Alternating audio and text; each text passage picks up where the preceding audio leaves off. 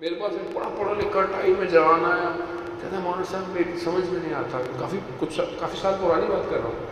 میں نے کہا کیا سمجھ میں نہیں آتا؟ کہا مولانا میری سمجھ میں نہیں آتا خدا ایک ہے یا 14 ہے؟ تو میں نے کہا یہ کیسی بات کر دیا، خدا تو ایک ہی ہے۔ کہتا یہ بعض جگہوں پہ ہم مجلس سن رہے ہوتے ہیں، ہمیں سمجھ میں نہیں آتا، وہ باتیں ایسی کر رہے ہو۔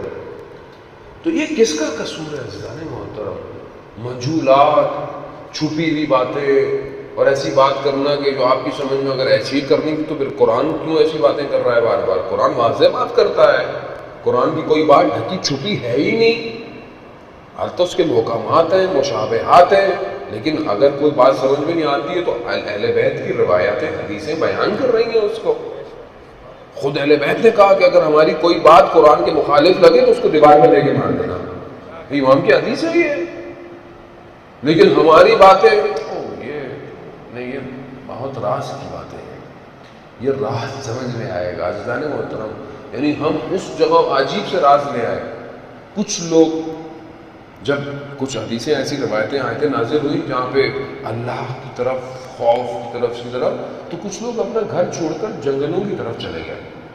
رسول خدا کو پتہ چلا کہ انہوں نے گھر بار چھوڑ دیا ہے، تو کہا یہ کیا کیا؟ کہا نہیں ہم بس اب ہم صرف یہ کریں گے۔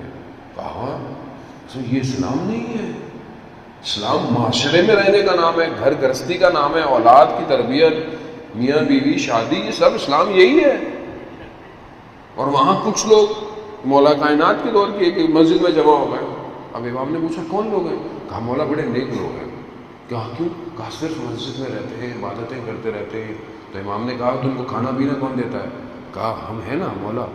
تو امام کہتے ہیں اس سے اچھے گلی کے کتے ہیں جو کم سے کم اپنی ہڈی خود تو ڈھونڈتے ہیں۔ اسلام اجتماعی دین اور کامل دین ہے، اسی لیے اسلام کے اندر آپ جب احکامات دیکھتے ہیں تو ہر چیز کے احکام ہیں۔ معاملہ کیسے کرنا ہے، وعدہ کیسے کرنا ہے، کاروبار کیسے کرنا ہے، ناپنا کیسے ہے، تولنا کیسے ہے، بولنا کیسے ہے، ہر چیز کا احکام ہے۔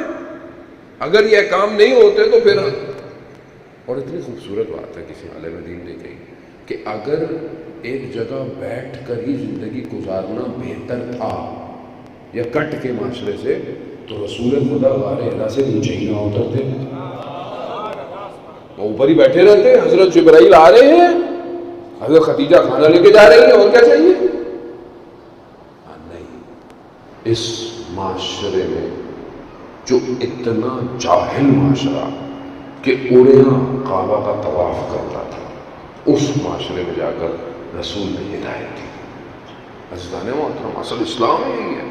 اب یہ جو کیفیت ہے کہ ہم یہ راز داں بنے، با بصیرت بنے، کون سی بات کہاں کرنی ہے، کون سی بات کیا نہیں کرنی ہے، اور اپنے اندر اس ایبلٹی کو پیدا کریں، تو پھر ایک خصوصیت ہم پیدا ہو کہ ہم امام کی اس کمپنی میں اپنا ایڈمیشن کروائیں، انرولمنٹ کرائیں۔ سی وی چیک ہوتی ہے نا آپ کی، آپ فلانی کمپنی نے بولا جی 5 سال کا ایکسپیرینس ہو، 10 سال کا ایکسپیرینس ہو، یہ کوالٹیز ہوں، پھر آپ اپنی سی وی دیں، پھر سلیکشن ہوگی۔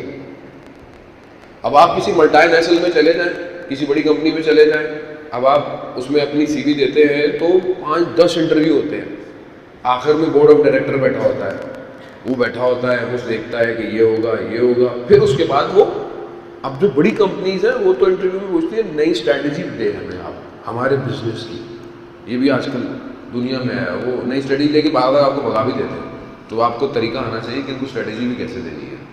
اب آپ بولیں گے مولانا آپ کو بڑا پتہ ہے کمپنیوں کا، بس میرے سے غلطی یہ ہو گئی کہ میں نے حوضے پہ جانے سے پہلے MBA پڑھ لیا تھا، تو مجھے سب پتہ ہے۔ اب وہ کیا کرتی ہے، وہ دیکھتی ہے کہ یہ جو شخص ہے یہ ہمارے لیے کتنا فائدہ مند ہے۔ یہ چھوٹی سی کمپنی اور پورے 5 کانٹیننٹ میں ہوگی، پھر بھی چھوٹی ہے، اور جو کمپنی کائنات کی ہے، جس کا CEO کائنات کا مالک ہو، اور جس کی حکومت پوری دنیا میں بنے گی، اس کے لیے کتنی محنت کرنی ہے CV دینے کے لیے، کتنی محنت ہے، کتنا میں سوچ رہا ہوں. اول تو بات ہے کہ آیا میں سوچ رہا ہوں, آیا میں کیا ایسا سوچتا ہوں کہ میں امام زمانہ کے کسی کام آؤں گا؟ کیا میں کر رہا ہوں؟